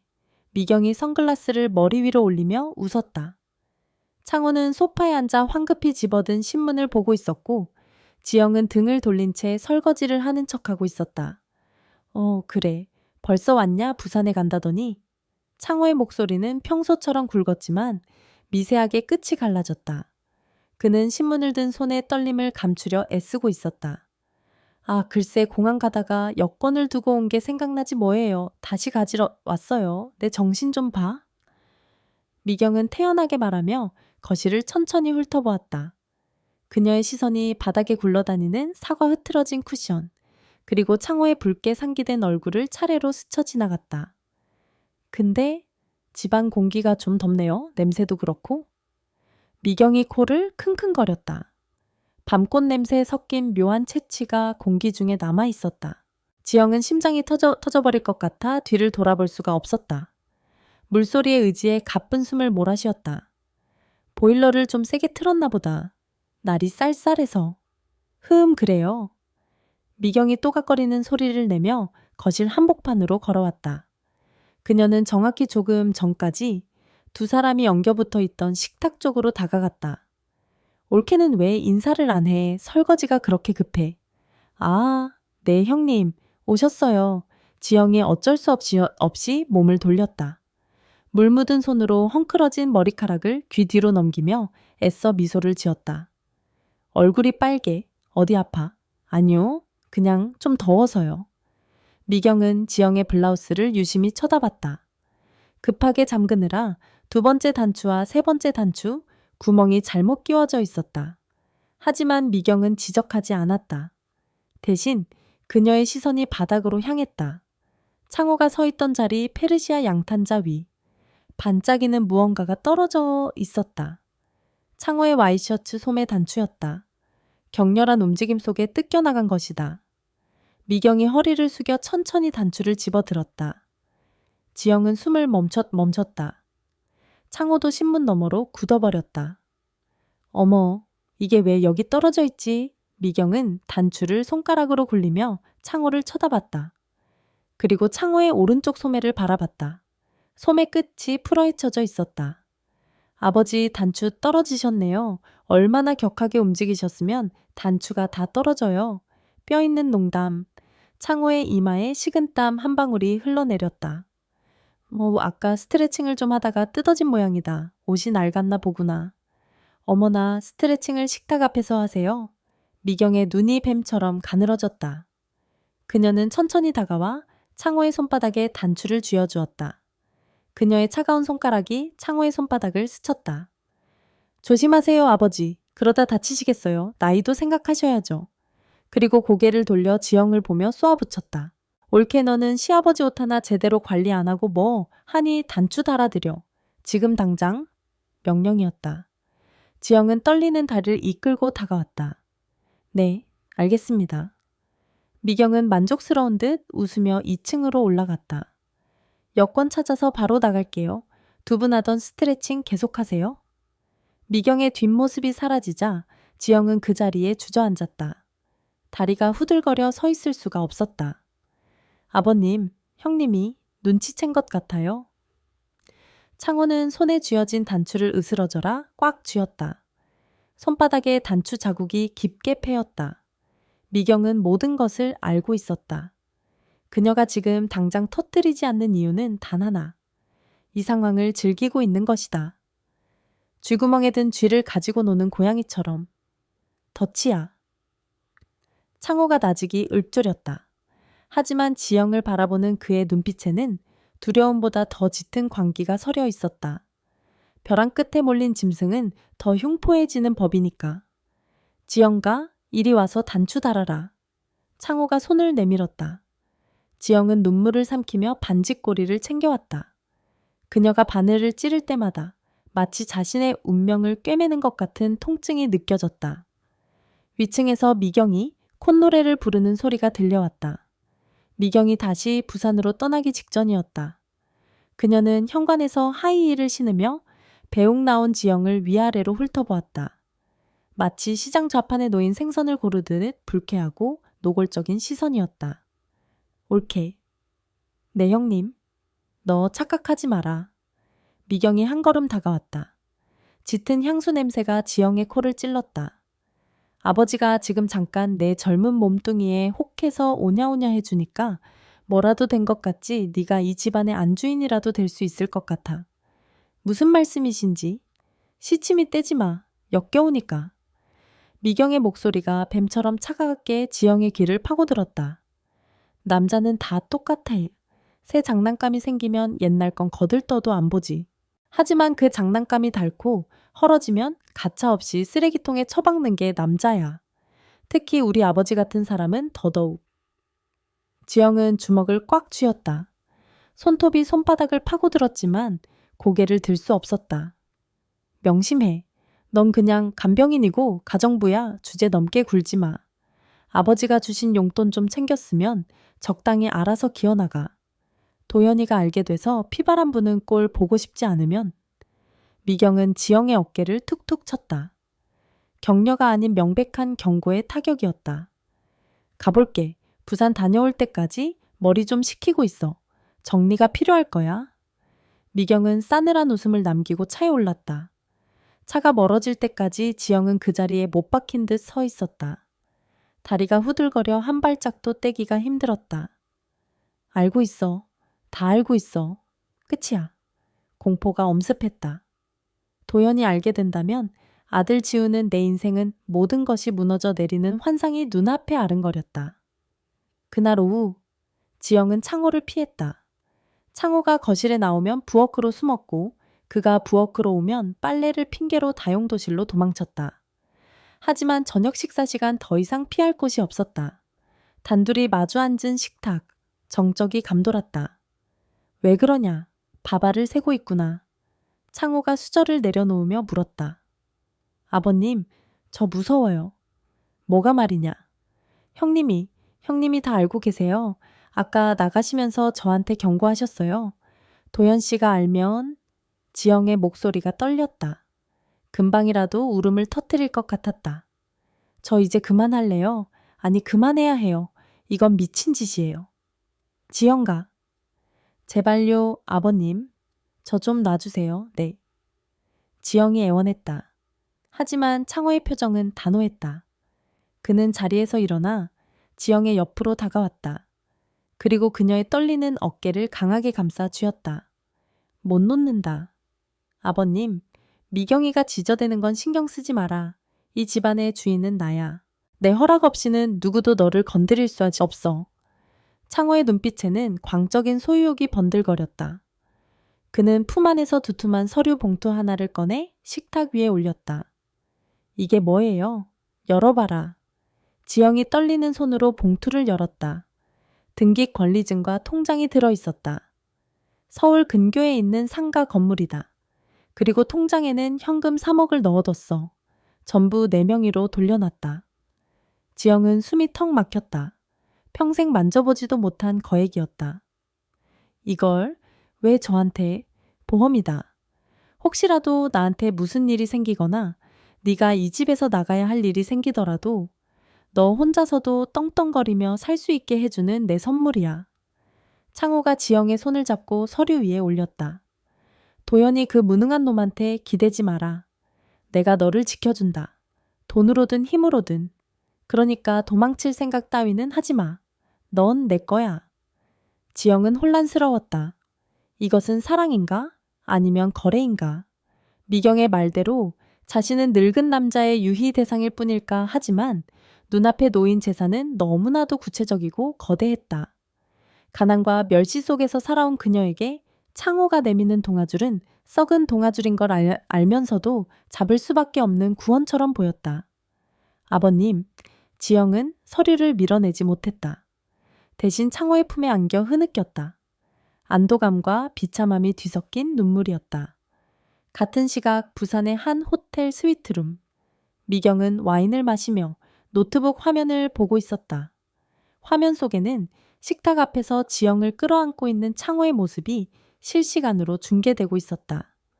하 건물까지 넘겨 노망이 나도 단단히 났네. 미경이 와인잔을 테이블에 거칠게 내려놓았다. 유리가 깨질 듯한 소리가 났다. 아버지가 며느리에게 건물을 증여했다는 사실은 미경의 영린을 건드렸다. 그것은 내 돈이었다. 내 유산이었다.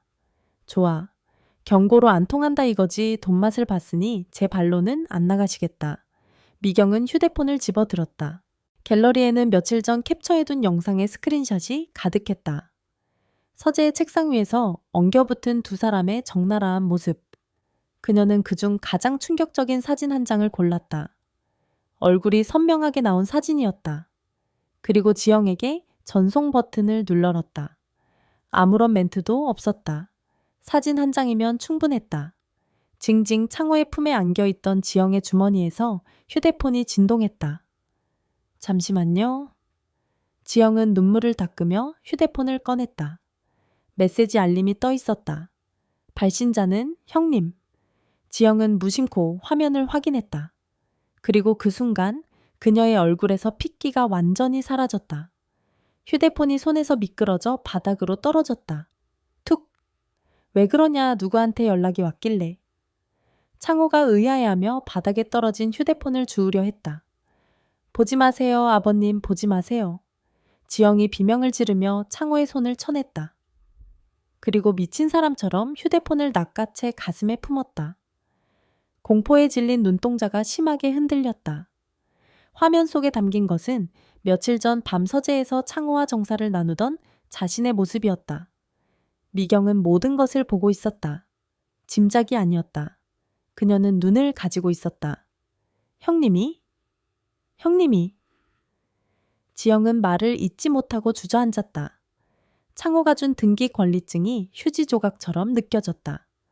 완벽한 파멸의 카운트다운이 시작되었다.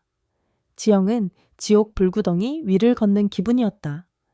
미경이 보낸 사진 한 장은 지영의 영혼을 난도질해 놓았다. 창호가 건네준 3억짜리 통장과 등기 권리증은 장롱 깊숙한 곳에 처박아 두었다. 그것들은 구명조끼가 아니라 그녀를 더 깊은 수렁으로 끌고 들어갈 족쇄처럼 느껴졌다. 어디 아파 한색이 왜 그래? 퇴근하고 돌아온 도연이 넥타이를 풀며 물었다. 아니에요. 그냥 좀 체한 것 같아요. 하여간 몸 관리 더럽게 못해요.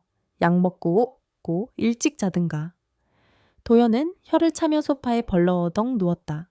평소와 다름없는 무심하고 짜증 섞인 태도. 하지만 지영은 도연의 눈을 똑바로 쳐다볼 수가 없었다. 죄책감 때문이 아니었다. 도연이 그 사진을 보게 될까봐 그 공포가 그녀를 잠식하고 있었다. 아참 여보, 내일 차 좀 써야겠어. 내 차요? 내 차 정비 맡겨야 해서. 아버지 차 당신이 주로 쓰잖아. 내일 내가 타고 갈게. 지영의 심장이 덜컥 내려앉았다. 아버지의 차. 그 검은색 세단은 창호와 지영이 은밀한 데이트를 즐기던 공간이었다. 혹시라도 차 안에 흔적이라도 남았다면 안 돼요 그 차. 그 차 내일 제가 써야 해요. 장 보러 가야 해서. 장 보러 가는데 대형 세단을 끌고 간다고 그냥 택시 타고 다녀오면 되잖아. 왜 이렇게 과민 반응이야? 도연이 눈을 가늘게 뜨고 지영을 노려봤다. 지영의 격렬한 거부 반응, 식은땀, 흔들리는 동공. 도연의 머릿속에 의심이라는 스위치가 켜졌다. 이 여자 뭐 있다. 도연은 찌질했지만 촉은 나쁘지 않은 남자였다. 그는 지영이 최근 들어 화장이 짙어지고 속옷에 신경을 쓰고 툭하면 외출한다는 사실을 알고 있었다. 다만 상대가 누구인지 짐작이 안 갔을 뿐이다. 문화센터 강사 아니면 헬스장 트레이너 어떤 놈이랑 붙어먹은 거야. 밤 12시. 지영이 약을 먹고 잠든 척하고 있을 때 도연은 조용히 침실을 빠져나왔다. 그는 지하 주차장으로 향했다. 창호의 검은색 대형 세단이 육중한 자태를 뽐내며 주차되어 있었다. 도연은 차문을 열고 내부를 뒤졌다. 조수석 시트 틈새, 글로브 박스 바닥 매트 밑. 하지만 의심스러운 물건은 나오지 않았다. 지영이 이미 몇 번이고 치웠기 때문이다. 젠장 꼬리는 잘 감췄네. 허탕을 쳤다고 생각하고 차문을 닫으려던 순간 도연의 시선이 룸미러 뒤쪽에 꽂혔다. 붉은색 LED가 깜빡이고 있었다. 블랙박스. 그래. 안에는 없어도 기록은 남겠지. 도연은 떨리는 손으로 블랙박스 메모리 카드를 뽑았다. 이 작은 칩 안에 아내의 외도 증거가 들어있을 것이다. 어떤 놈인지 얼굴이나 보자. 위자료 청구 소송을 해서 아주 개망신을 줘야지. 도연은 비장한 표정으로 자신의 서재로 올라갔다. 노트북 화면에 폴더가 열렸다. 수백 개의 영상 파일들이 나열되어 있었다. 도연은 가장 최근 날짜의 파일들을 클릭했다. 처음 몇 개는 별거 없었다. 마트 주차장 도로 주행 영상뿐이었다. 도연은 스크롤을 내려 3일 전 파일을 재생했다. 영상은 차가 한적한 교외 도로 갓길에 정차하는 장면으로 시작했다. 영상 재생. 화면은 앞 유리를 통해 보이는 풍경뿐이었다. 하지만 오디오는 선명했다. 아버님 여기 찾으면 어떡해요? 누가 보면. 지영의 목소리였다. 도연은 미간을 찌푸렸다. 아버님 아버지가 왜 같이 있어 장 보러 간다더니 아버지 모시고 갔나. 그때 굵직한 남자의 목소리가 들려왔다. 이 시간에는 아무도 안 지나간다. 그리고 썬팅이 짙어서 밖에서는 안 보여. 아버지 백창호의 목소리였다. 도연은 고개를 갸웃했다. 그냥 드라이브 아니면 뭐 혼낼 일이 있어서 하지만 이어지는 소리는 도연의 상상을 초월하는 것이었다. 스르륵 짚어 내려가는 소리. 하, 지영아. 오늘따라 더 예쁘구나. 에휴, 아버님 잠깐만요. 차 안은 좁아서 더 좋지 않으느냐. 이리 와라. 투둑. 시트가 뒤로 젖혀지는 소리. 도연은 자신의 귀를 의심했다. 잘못 들은 걸까 볼륨을 최대로 높였다. 아버님, 너무 깊어요. 해욱? 좋으냐? 도연이 그놈보다 좋지, 응. 네, 아버님이 훨씬 좋아요? 철썩철썩. 살과 살이 부딪히는 적나라한 마찰음, 거친 숨소리, 그리고 명확하게 들리는 이름들. 지영가? 아버님? 도연의 얼굴이 시체처럼 하얗게 질렸다. 손에 들고 있던 마우스가 바닥으로 떨어졌다. 머릿속이 윙 하는 이명으로 가득 찼다. 아내가 바람을 피웠다. 그런데 그 상대가 내 아버지다. 내가 평생을 무서워하고 존경하고 열등감을 느꼈던 그 절대적인 존재. 나를 낳아준 아버지가 내 아내와 뒹굴고 있었다. 우에에 도연은 참지 못하고 쓰레기통에 구토를 쏟아냈다. 위장이 뒤집히는 것 같았다. 역겨운 분노, 배신감, 그리고 말로 표현할 수 없는 비참함이 그를 덮쳤다. 사랑한다, 지영아. 저도요. 사랑해요, 아버님. 노트북 스피커에서는 여전히 두 사람의 사랑 고백이 흘러나오고 있었다. 도연은 떨리는 손으로 노트북을 닫아버렸다. 쾅, 도연은 책상을 부여잡고 오열했다. 소리를 지를 수도 없었다. 너무 큰 충격은 목소리조차 앗아갔다. 그는 바닥에 주저앉아 머리를 쥐어뜯었다. 도대체 왜 내가 밤일을 못해서, 내가 돈을 못 벌어서 그렇다고 시아버지랑 이게 사람 새끼들이야? 짐승만도 못한 것들. 도연의 눈에서 핏발이 섰다. 눈물이 멈추고 그 자리에 사리가 차올랐다. 그는 다시 노트북을 열었다. 그리고 블랙박스 파일을 USB에 복사했다. 손가락이 부러질 듯 떨리고 있었지만 눈빛만은 형형했다. 다음 날 아침 식사 자리. 폭풍 전에 고요함이 감돌았다. 창호는 평소처럼 신문을 보고 있었고 지영은 국을 나르고 있었다. 도연이 식당으로 들어왔다. 그의 눈은 퀭했고 입술은 바싹 말라 있었다. 도연아, 너 꼴이 왜 그 모양이냐? 밤새 술 마셨어. 창호가 안경 너머로 아들을 보며 물었다. 도연은 아버지를 쳐다봤다. 어제까지만 해도 위대해 보였던 아버지의 얼굴이 지금은 욕망에 찌든 추악한 늙은이의 얼굴로 보였다. 그리고 그 옆에 서 있는 아내, 단아한 척 순진한 척 국그릇을 놓는 저 손으로 아버지의 몸을 만졌겠지. 아니요, 잠을 좀 설쳤습니다. 도연의 목소리가 긁힌 듯 거칠었다. 앉아라, 밥 먹자. 창호가 무심하게 말했다. 도연은 의자를 거칠게 끌어당겨 앉았다. 지영이 도연의 앞에 밥 공기를 내려놓았다. 그녀의 손목에서 은은한 향수 냄새가 났다. 블랙박스 영상 속에서 맡았던 그 역겨운 냄새. 도연은 숟가락을 드는 대신 주머니 속의 USB를 만지작거렸다. 지금 터뜨릴까 밥상을 엎어버릴까? 저 늙은이 멱살을 잡고 죽여버릴까? 충동이 목구멍까지 치밀어 올랐다. 하지만 도연은 입술을 피가 나도록 깨물며 참았다. 지금은 아니다. 미경 누나가 오는 날. 모든 친척이 모이는 아버지의 생신잔치. DCT, 그때 터뜨려야 한다. 그래야 저 두 사람을 사회적으로 완전히 매장시킬 수 있다. 나만 병신이 될 순 없었다. 저들도 똑같이, 아니 더 처참하게 지옥으로 끌고 가야 했다. 국이 짜네요.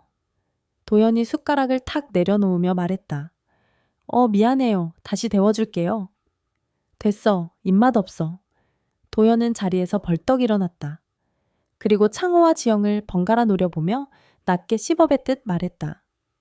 두 분, 참 보기 좋으시네요. 아주 다정해 보이세요. 그 말에 지영의 어깨가 움찔했다. 창호의 눈썹이 꿈틀거렸다. 하지만 도연은 뒤도 돌아보지 않고 식당을 빠져나갔다. 복도를 걸어가는 도연의 등 뒤로 그림자가 길게 드리워졌다. 그것은 더 이상 유약한 아들의 그림자가 아니었다. 복수심에 불타는 상처 입은 짐승의 그림자였다. 백가 바이치아야의 본체의 앞마당은 화려한 연회장으로 변해 있었다. 백창호 회장의 66번째 생신연. 정계재계의 인사들은 아니었지만 친인척들과 프랜차이즈 점주들까지 합쳐 50여 명의 하객이 북적였다. 마당 한가운데에는 최고급 출장 뷔페가 차려졌고 국악 연주단의 흥겨운 가락이 담장을 넘어 울려 퍼졌다. 아이고, 형님 얼굴이 10년은 더 젊어지신 것 같습니다. 회춘하셨네, 회춘하셨어. 비결이 뭡니까? 친척들의 덕담에 창호는 허허 웃으며 술잔을 기울였다. 그는 짙은 감색 개량 한복을 입고 상석에 앉아 제왕처럼 군림하고 있었다. 그 옆에서 지영은 고운 옥색 한복을 입고 손님들에게 술을 따르고 있었다. 겉으로 보기엔 효심 깊고 단아한 며느리였다. 하지만 그녀의 손은 미세하게 떨리고 있었고 등 뒤로는 식은땀이 흘러 한복 속옷을 적시고 있었다. 도연 씨가 왜 아직 안 오지? 잔치는 시작된 지 1시간이 지났지만 장남인 도연의 모습은 보이지 않았다. 불안감이 지영의 목을 조여왔다. 미경은 저쪽 테이블에서 친척들과 웃고 떠들면서도 뱀 같은 눈으로 지영을 주시하고 있었다. 옳게 술이 비었잖아. 작은아버지 잔 채워드려야지 뭐해. 미경의 핀잔에 지영이 황급히 술병을 들었다. 바로 그때였다. 화당 대문이 거칠게 열리며 누군가 비틀거리며 들어왔다. 음악 소리가 멈췄다. 하객들의 시선이 일제히 입구로 쏠렸다. 백도연이었다. 양복 상의는 벗어던졌고 와이셔츠는 반쯤 풀어헤쳐진 상태였다. 넥타이는 삐뚤어져 있었고 얼굴은 술에 취해 붉게 달아올라 있었다. 그의 한 손에는 양주병이 다른 한 손에는 노트북이 들려 있었다. 도연아, 창호가 미간을 찌푸리며 불렀다. 이게 무슨 꼴이냐? 손님들 다 계시는데 늦게 와서 주정이야. 주정이란요? 하하. 아버지가 오라면서요. 장남이 빠지면 섭섭하시다면서요. 도연은 비틀거리며 마당 중앙으로 걸어왔다. 술 냄새가 진동했다. 여보, 취했어요. 일단 들어가요. 네. 지영이 다가와 도연의 팔을 잡았다. 그 순간 도연의 눈빛이 살기 어린 짐승처럼 변했다. 이거 안 놔. 더러운 손으로 어딜 만져. 베이업 도연이 지영을 거칠게 밀쳤다. 지영은 중심을 잃고 뷔페 테이블 위로 쓰러졌다. 그릇들이 와장창 깨지며 음식물이 지영의 한복 위로 쏟아졌다. 깍! 어머, 저게 무슨 짓이야. 하객들이 비명을 지르며 웅성거렸다. 잔치 분위기는 순식간에 아수라장이 되었다. 백도연, 너 미쳤어. 창호가 자리를 박차고 일어나 소리쳤다. 네, 미쳤죠. 제가 미쳤습니다. 근데 아버지 저보다 더 미친년 놈들이 여기 있네요. 도연은 관계 어린 눈으로 아버지를 노려보았다. 그리고 들고 있던 노트북을 마이크가 연결된 단상 위 테이블에 쾅 내려놓았다. 오늘 아버지 생신이시죠? 제가 아주 특별한 선물을 준비했습니다. 우리 화목한 가족의 실체를 보여드리는 선물이죠. 도도연 씨, 하지마. 제발. 음식물 범벅이 된 지영이 바닥을 기어가며 도연의 바짓단을 잡고 애원했다. 눈물로 얼룩진 얼굴이 공포로 일그러져 너 있었다. 비켜 이 걸레 같은 년아. 도연은 지영을 발로 걷어차고 노트북의 엔터키를 눌렀다. 마당에 설치된 대형 스피커에서 찢어지는 듯한 잡음이 흘러나왔다. 지지직, 그리고 이내 선명한 오디오가 50명의 하객 귀에 꽂혔다. 아버님, 거기는 안 돼요? 가만히 있어라. 도연이 놈은 이런 거 못하지. 응, 네. 아버님이 훨씬 남자예요. 사랑해요, 아버님. 철썩. 적나라한 살과 살의 마찰음, 거친 숨소리, 그리고 끊임없이 서로를 탐닉하는 신음소리. 정적. 숨막히는 정적이 마당을 지배했다. 국악 연주단도 떠들던 친척들도 음식을 나르던 직원들도 모두 얼어붙었다. 오직 스피커에서 흘러나오는 페륜의 교회 한 곡만이 한옥을 가득 채웠다.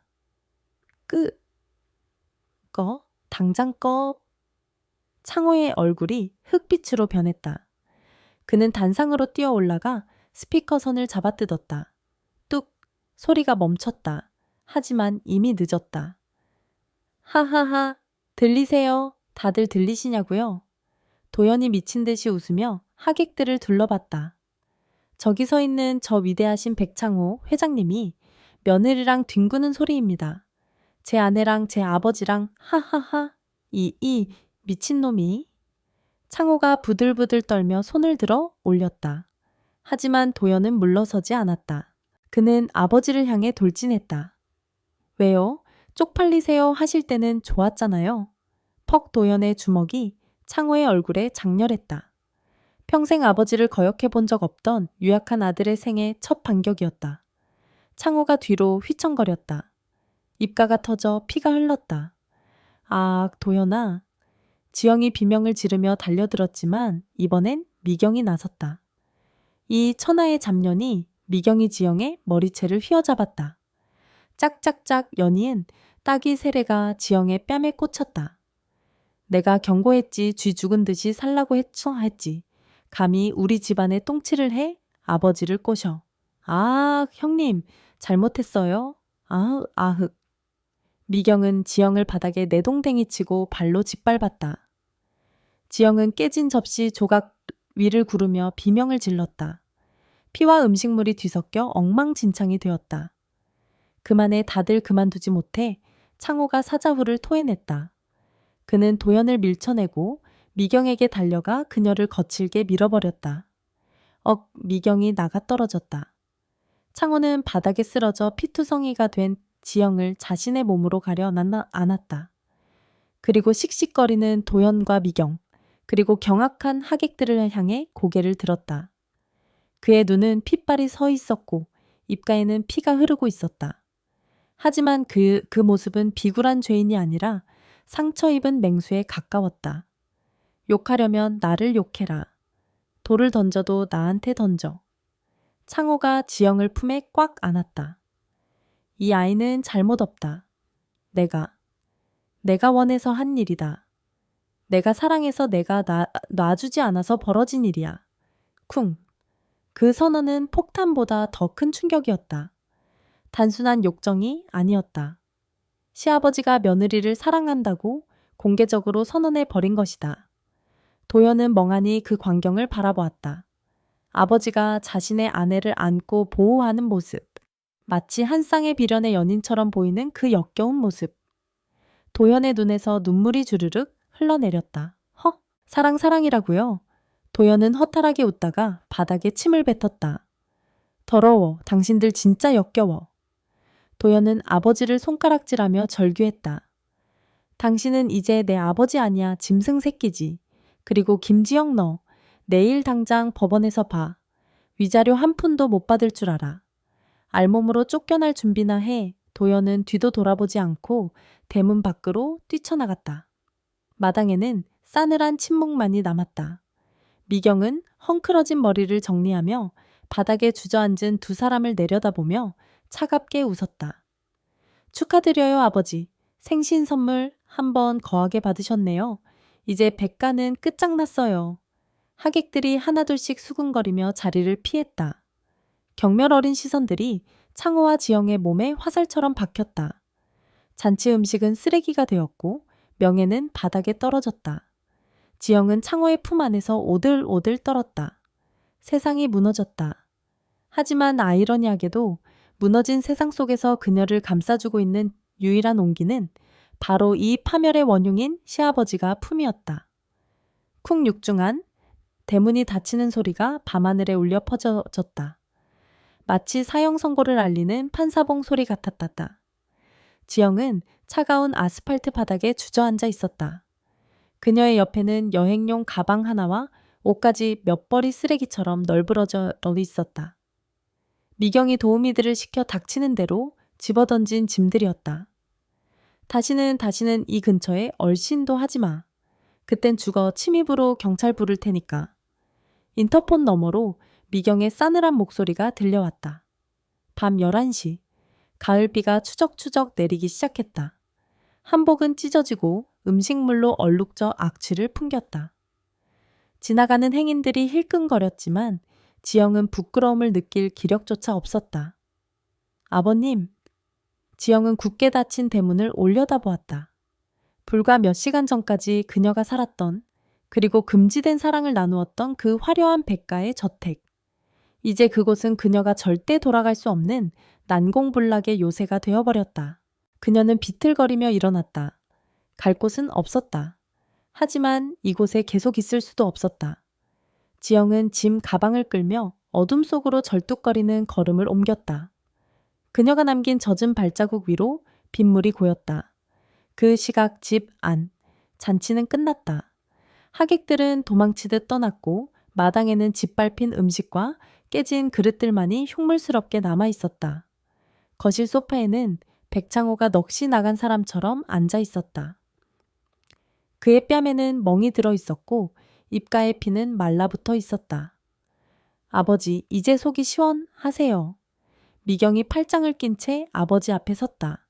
그녀의 표정은 승리감에 도취해 있었다. 평생 고고한 척 엄격한 척은 다 하시더니 결국 며느리랑 놀아난 치매 노인네로 남으셨네요. 내일이면 업계에 소문 다 퍼질 거예요. 백가, 회장님 참 대단하시다고. 닥쳐라. 제가 왜 닥쳐요? 이제 수습은 제가 해야 하잖아요. 아버지 때문에 주가 폭락하고 가맹점주들 들고 일어날 텐데 그거 다 누가 막아요? 제가 막아야 한다고요? 미경이 소리를 질렀다. 도연은 2층 자기 방에 틀어박혀 나오지 않았다. 물건을 부수는 소리와 고함만이 간헐적으로 들려올 뿐이었다. 내가 다 책임진다. 책임 아버지가 무슨 힘으로요? 이제 아무도 아버지 말 안 들어요. 미경은 테이블 위에 놓인 서류 뭉치를 창호 앞으로 밀었다. 경영권 포기 각서예요. 그리고 도연이한테 갈 집은 저한테 위임한다는 내용이고요. 도장 찍으세요. 뭐라고? 안 찍으시면 저 올케년 상간녀 소송 걸어서 감옥에 쳐넣을 거예요. 그리고 올케 아들 지우라고 했나 그 애 학교에도 다 알릴 거예요. 내 엄마가 시아버지랑 붙어먹은 여자라고. 창호의 눈이 크게 떠져졌다. 네가 사람이냐. 사람답게 살고 싶었으면 아버지가 처신을 잘하셨어야죠. 창호는 부들부들 떨리는 손으로 가슴을 움켜쥐었다. 숨이 좀 쉬어지지 않았다. 심장이 죄어오는 극심한 고통이 찾아왔다. 저 창호의 얼굴이 붉게 달아오르더니 이내 창백해졌다. 그가 소파 아래로 스르르 무너져 내렸다. 아버지. 미경은 잠시 당황했지만 곧바로 달려들지 않았다. 그녀는 바닥에 쓰러져 가쁜 숨을 몰아쉬는 아버지를 내려다보며 아주 천천히 휴대폰을 꺼냈다. 119죠. 네, 여기 평창동인데요. 아버지가 쓰러지셔서요. 네, 급하게는 아니고요. 오실 수 있을 때 오세요. 전화를 끊는 미경은 싸늘하게 웃으며 쓰러진 창호의 귀에 속삭였다. 푹 쉬세요, 아버지. 왕자는 제가 잘 지킬게요. 창호의 시야가 흐려졌다. 마지막으로 떠오른 것은 비를 맞으며 쫓겨난 지영의 뒷모습이었다. 지영아, 미안하다. 지켜주지 못해서. 그의 의식이 암흑 속으로 잠겨들었다. 일주일 후 가정법원 앞 카페. 지영은 죄인처럼 고개를 숙이고 앉아 있었다. 맞은편에는 도연과 그의 변호사가 앉아 있었다. 도연은 지영을 벌레 보듯 쳐다봤다. 위자료 청구는 안 합니다. 대신 조건이 있습니다. 변호사가 서류를 내밀었다. 이혼에 합의한다. 친권 및 양육권은 포기한다. 지영의 아들 지우는 전남편 소생이라 해당 없음 백창호로부터 증여받은 상가, 건물 및 현금 3억 원을 전액 반환한다. 본 사건에 대해 외부에 절대 발설하지 않는다. 이대로 서명해. 그럼 형사 고소는 안 할 테니까. 도연이 씹어뱉듯 말했다. 도연 씨, 아버님은 좀 어떠세요? 지영이 조심스럽게 물었다. 창호가 쓰러져 병원에 입원했다는 소식을 뉴스로 접했다. 네가 그 입으로 아버지 안부 물을 자격이 있어 그 양반 반신불수 됐어. 말도 못하고 거동도 못해. 요양병원에 처박혔다고. 너 때문에. 도연이 탁자를 내리쳤다. 지영의 가슴이 철렁 내려앉았다. 그 강인하던 분이, 호랑이 같던 분이 반신불수라니. 서명해. 안 그러면 네 아들 지우 학교 못 다니게 만들어줄 테니까. 가장 치명적인 협박이었다. 지영은 더 이상 망설일 수 없었다. 그녀는 떨리는 손으로 도장을 찍었다.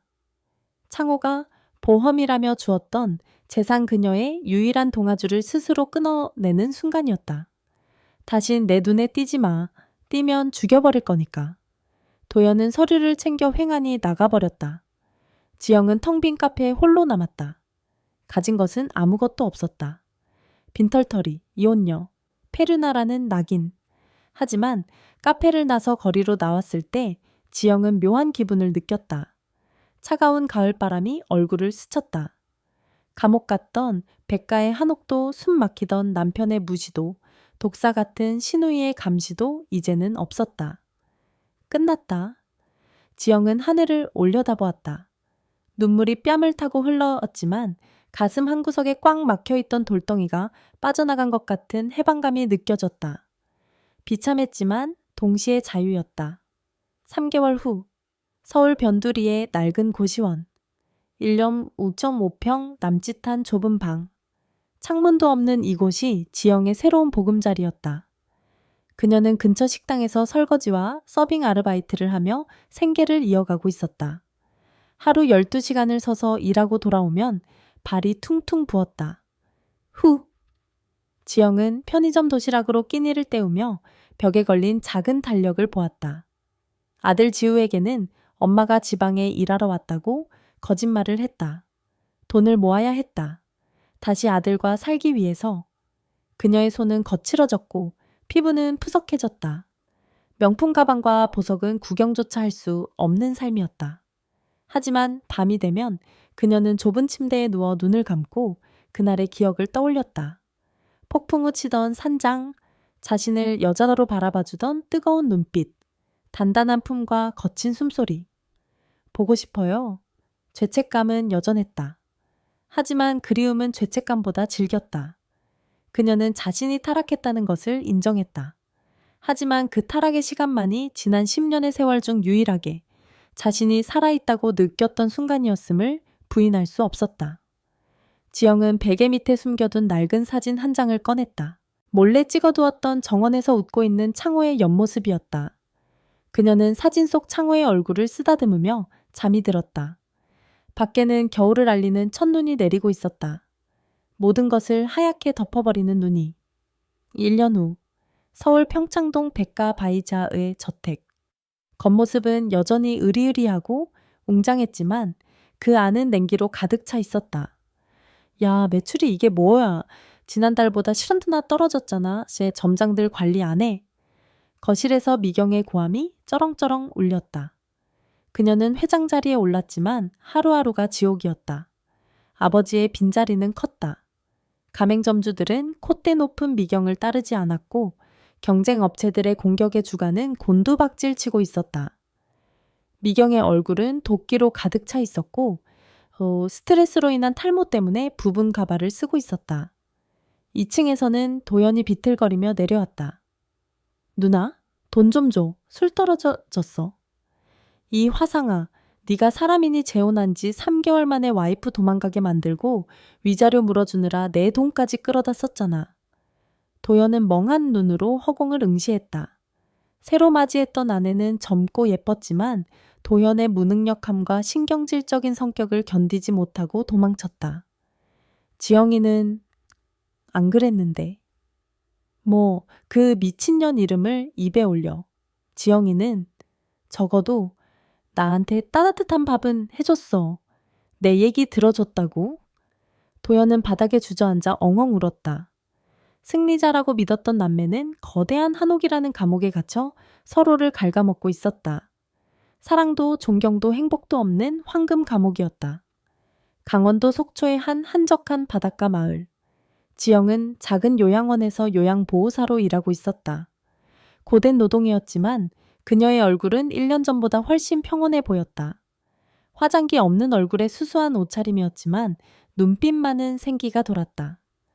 김 선생님, 오늘 3국 2호 할아버지 면회 오신대요. 네, 알겠습니다. 준비해 놓을게요. 지영은 능숙하게 어르신들을 돌봤다.